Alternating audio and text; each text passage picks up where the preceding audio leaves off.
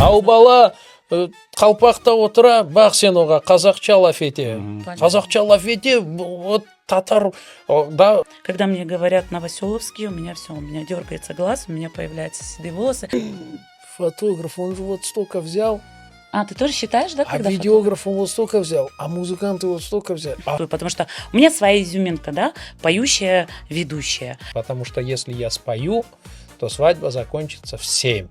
Я говорю, я Зарема? Нет, Зарема другая сейчас приедет, шикарная женщина.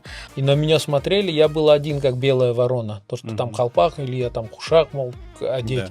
У меня была всегда феска, длинная в пол платье, хушах тоже, 120 килограмм. Да нет, я считаю, что вообще, у меня нет конкурентов.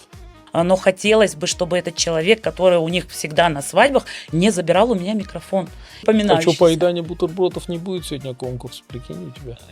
Он туда говорит, сядь, говорит, и все, говорит, вопросы не задавай. К сожалению, мне этот персонаж не попался, я бы за тебя обязательно Мне кажется, отомстил. он, мне кажется, на каждых свадьбах, потому что где бы я ни вела, он был. Я говорю, я такие свадьбы проводила, говорю, веселые, что, говорю. Это эмоциональные качели. Ха-ха-хи-хи.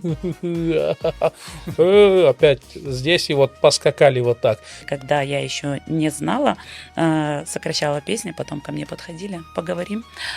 Ау, Ещек, 36 yaşında явление, я его затанцую сейчас. Вот попробуй, отожми у тебя там микрофон. Вот, да. Бывает, что некоторые свадьбы хотелось бы забыть. Скажи имя, фамилию этого негодяя. Давай опозорим его сейчас. Исага, хочу черный костюм, вот черный костюм. Да, видно ж по рукам, что эти руки, Не только микрофон держать. Да, еще и сиськи. Пусть коровьи, Машалла.